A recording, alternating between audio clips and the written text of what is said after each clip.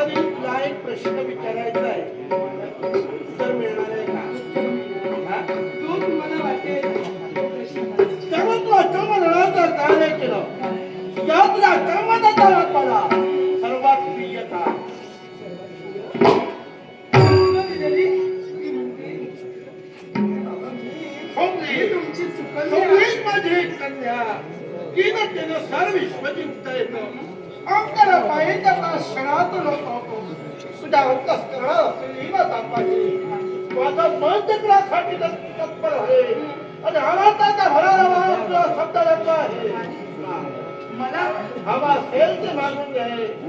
तुझ्या इच्छा पूर्ण करण्यासाठी तुझ्या कर्माला नावाप्रत माझी इच्छा असेल ती तुम्ही पूर्ण करणार.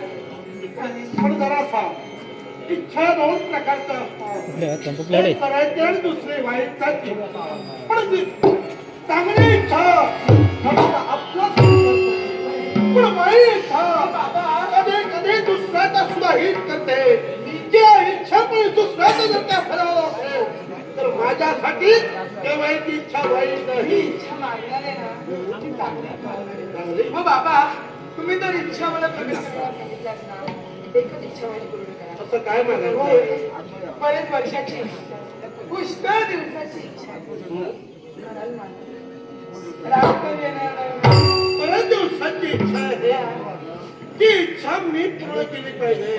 प्रयत्न ते करून पहा.